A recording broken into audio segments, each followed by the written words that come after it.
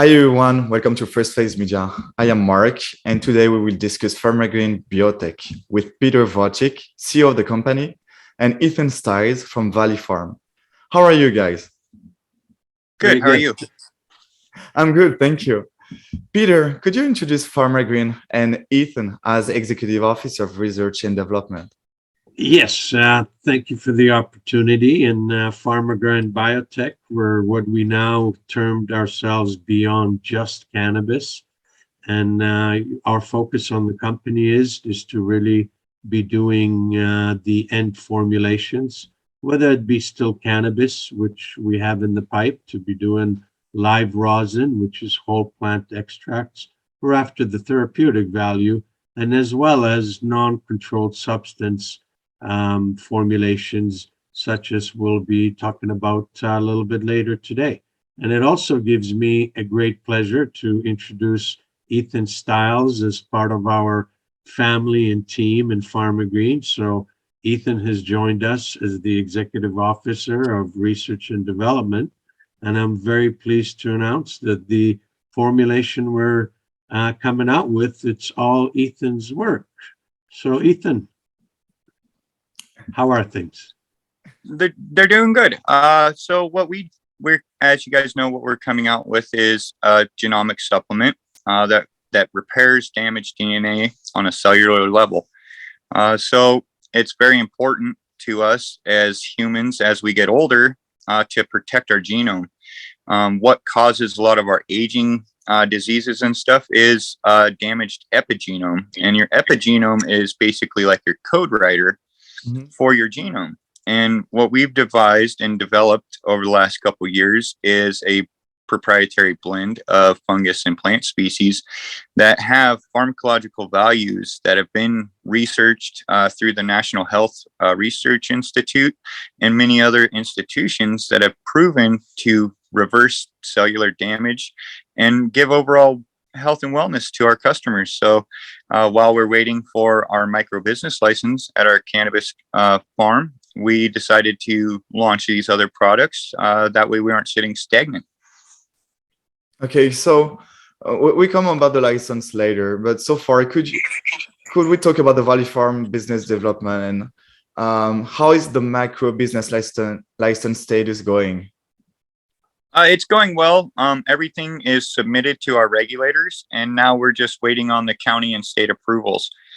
So while we're waiting for that, there's no point in just sitting around. We got to get to revenues and start producing things for our clients. So we're just working through the regulatory issues, and that's why we decided to get into supplements. There's a lot less legality, red tape, and it also kind of follows our model of beyond cannabis and health and wellness. So our whole cannabis model was never recreational cannabis. It was more of a therapeutic product.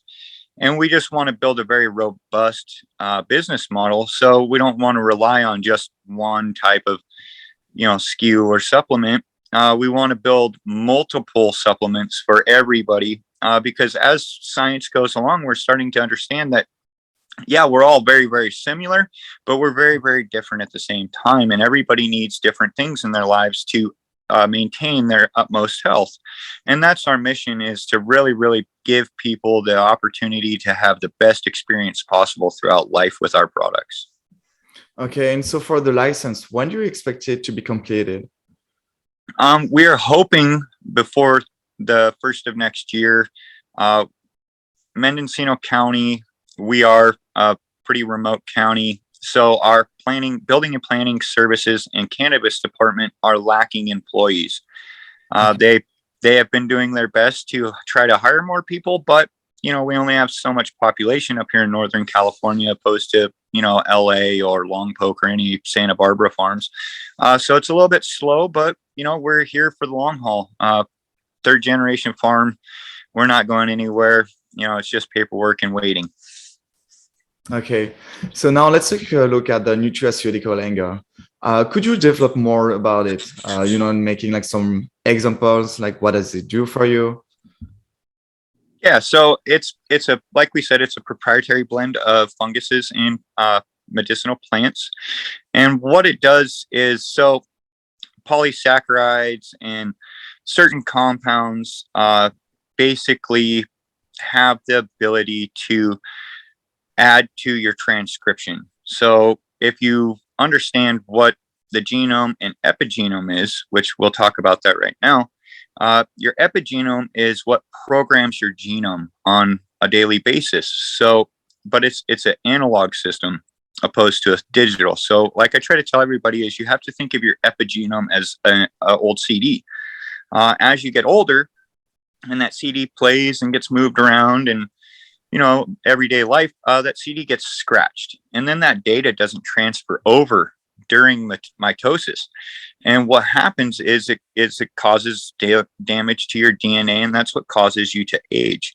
So if we can come in and look at, okay, well, how do we resurface the CD? Like the CD is not bad. We know that we can resurface CDs. There's lots of technology that they've put into resurfacing CDs. So we can do the same. So we've gone through, like I said, verified everything through National Health Research Institute on the pharmacological values of what we're putting together. And there's actual results, medical documented results of DNA damage being repaired by these different compounds. And it's all, you know, slowly starting to be found as the technology gets greater, medical sciences advance. We're understanding more about the epigenome because if you take the human genome, that our DNA, and you unstranded it and connected it all together, you could go to the sun and back 6 times. Mm-hmm. So you think, well, that's a lot of data. You know, well, really, actually, it's not. Humans are only 60% human DNA. The rest 40% is viral DNA. So we're only looking at this littler chunk than this 100% chunk. And then, you know, as time goes on, we're getting a better understanding of how everything lays together and how it all functions. So like hyoscines and uracils, basically you can think of those as like a lubrication during mitosis. So your DNA is all tangled up, the cell's dividing, and it has a transcription protein in there that is literally moving the speed of a jet turbine in revolutions per minute. And it's unraveling your DNA at this speed. And there's lots of chances for damage to happen then. So it's just like any other machine that you're running. Like if you look at a CNC machine, a lot of those use cutting fluids. It's the same thing. Our cells produce these proteins that work as lubricating agents while our mitosis is happening. And we're just boosting these things that are already naturally occurring, which allows your body to not cause damage and have to repair damage after it is divided. And that's a big thing in aging. We're seeing a lot of stuff come out about the epigenome and things that you can do to protect it. And that's what really set us on our whole path was like, you know, we see a lot of people buying supplements, and honestly, a lot of money's getting thrown away because everybody's so different. And we don't have the understanding as individuals, and a lot of us haven't tested our genome to know what our body actually needs, because the genome is the human body blueprint. So if you go in and like what Peter and I are setting up with the genomics testing, the supplements and stuff, you get our test done, and we're going to come back and we're going to make life suggestions for you: diet, exercise. We're going to tell you what your cellular age is and what supplements are going to work for you, and what supplements your body doesn't need, and it's just processing it out and actually expending energy to get rid of, which takes away from your overall health as well. So it's a very, very personalized system that we're developing. Oh, this is very impressive. I really love it. And so are there any ties in or crossover with Pharmagreen's existing plant genetics or tissue culture technologies? Yeah, I would say there is, of course, that technology, the Chibafin system that we developed. You know, it still holds its value very much in terms of the technology and in saving time, costs, as well as labor in order to do that. And the technology isn't just for cannabis, it is to produce any plant species. So as we grow the company, the focus will be on the supply of the raw material.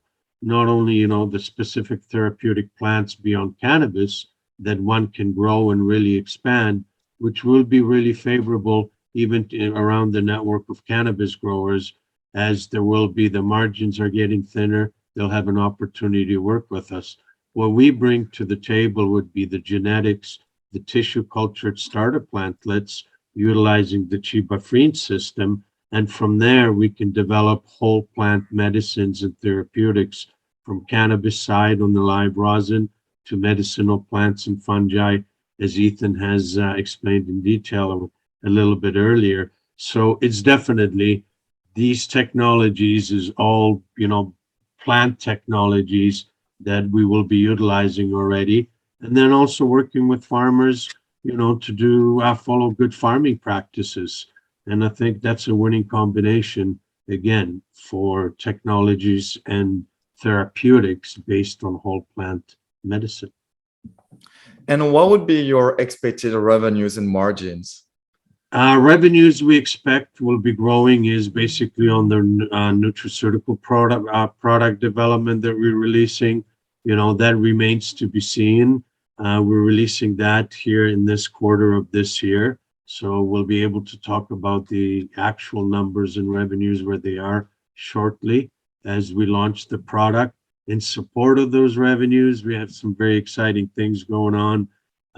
We're going to the White Expo in London as well as Las Vegas. We have been invited to be the guest speakers on the nutraceutical side and this whole industry and with regards to our product. Ethan will be the lecturer there as well, giving them, an interesting insight of who we are, what we have done, and why we're doing it and where we're heading. Okay. And so once you will have these revenues, how do you plan to use them? Well, we plan to grow the company, whether it be, grow the actual product line will be our number one focus. Secondary, do research on additional formulations, as we have capsules coming out now. In the very near future after that, we're looking for the elixir format, basically more bioavailability, quicker reaction times, in that sort of product lineup as well. And then we're looking to see about developing the infrastructure, whether that be lab space for our research that we need, under the FDA as we grow the company, or whether or not, we're further investing in our production facilities like the tissue culture model, as well as an IoT greenhouse, to basically supply the raw materials, anything from cannabis to therapeutic plant species. Our system is geared, our technology is ready, and that will be the future use of revenues, is to grow the company, build out our assets, as well as our additional revenue base with product development. Okay. So because we covered a lot of ground, could you quickly summarize your company's strength and value proposition for investors going forward? I would say our strength that we have the ability to pivot, as I mentioned in the beginning, beyond just cannabis. Yes, we are on that space. Yes, Ethan, as he explained, we're in the system to vertically integrate ourselves. Right now, cultivation is not profitable alone. You have to be vertically integrated and capture. The dollar is pretty much the same up to retail, but who gets it has changed hands quite a bit. So the vertical integration is already in process. And in the meantime, we have such tremendous inside knowledge base, from tissue culture science to formulations to company management. On the public side, I would think that it's good to utilize all that and do what we're doing, is go for the low-hanging fruit, which is get those formulations out there. We don't need to wait on any licenses for that formulations like we are waiting on cannabis. So we're ready to go and we're ready to start revenues. Okay. Well, it was our last question, and this is the end of our interview. Peter, Ethan, thank you for your time. Thank you. Thank you so much.